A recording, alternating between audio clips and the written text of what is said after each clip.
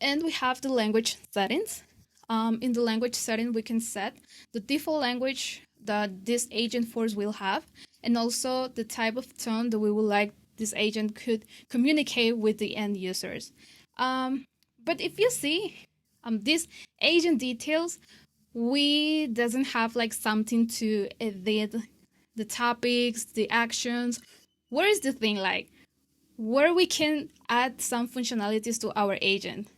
So for that, we need to get into the Open in Builder. So we will click on here. And as you can see, this is where we were looking for. This is where we can add some functionalities to our agents. This is the builder where we will find several options to help us build and personalize our agent. So the first step, this is the topic panel, which lists all the topics available for the assistant. If you look inside in a topic, you'll find a collection of related actions and instructions that tell AgentForce how to use them. If you click on view details, it will do the same thing. And here you will see all the actions related to the topic, and including its description, scope, and instructions.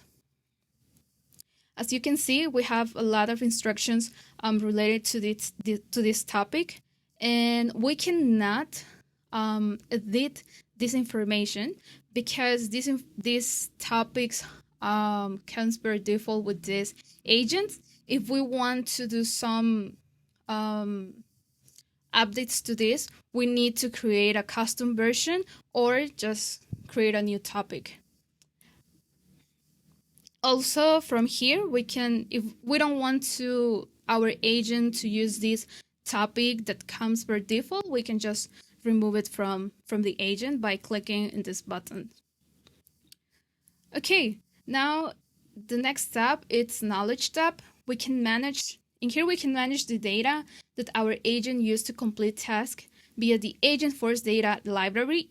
This will help the agent answer user questions using relevant knowledge articles and more.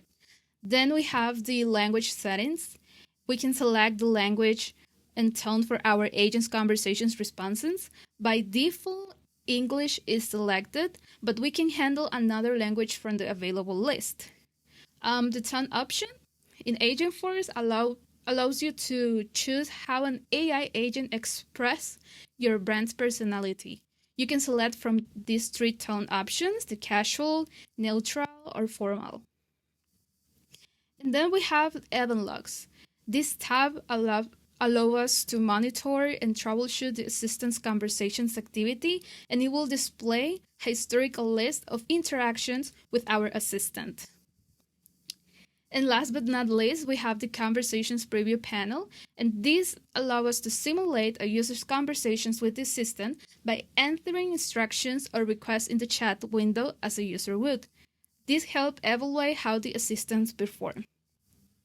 Before we start testing these components, we are going to do like a very simple exercise, but it will be great for you to understand how to create a topic, how a topic works in an agent, and to add some actions to that topic. So after we create that topic, we will start, test our agent, and we'll be using the conversation preview to evaluate if the agent is expecting our requirements. And after that, we will activate it and use it in the app as the end user. So for creating a new topic and add it to this agent, we will go to the topic tab. And in here, we are going to click on new, and then we will click on new topic. A new screen will pop up where we need to add information about the topic. Remember, topics are foundational building blocks for agents, determining the scope of what they can do. So it's important to be clear and detailed with the description and instructions we add. So for this exercise, we will create a customer a customer service assistant.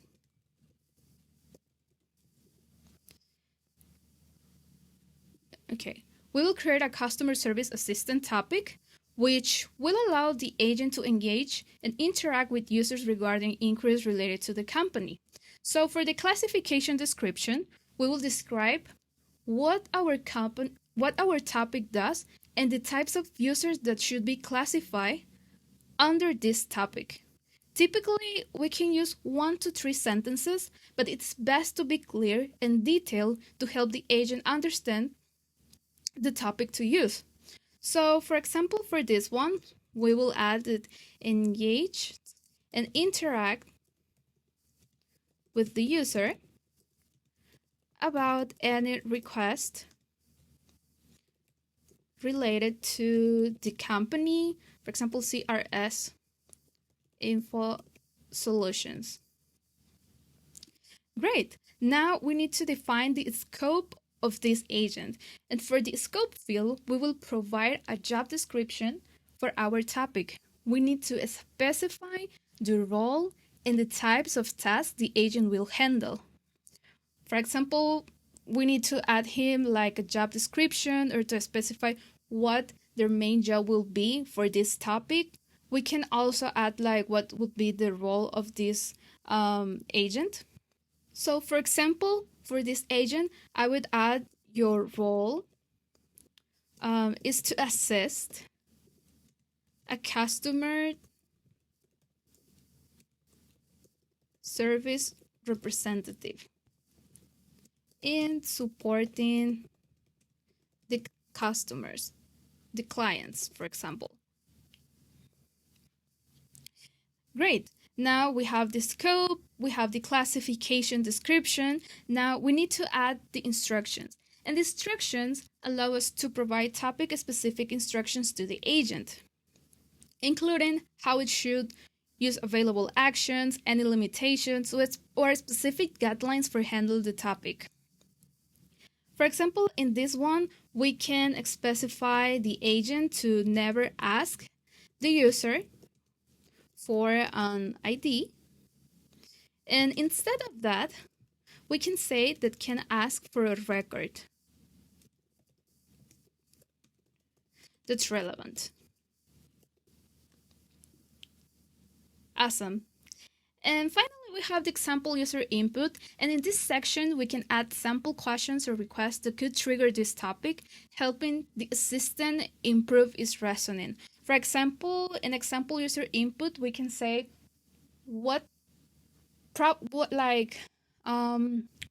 of prompt the user can ask or can make that could trigger this topic. For example, if the user asks, show me the open cases, and we add it in here as a part of example of user input, then for the agent will be easier to identify that when a user asks for open cases or show them open cases that are in high priority, it will trigger this topic. It will easily to the agent to identify that he needs to use this topic.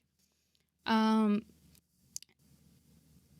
yeah, so we can add some examples in here, like questions or requests that could trigger this topic in general.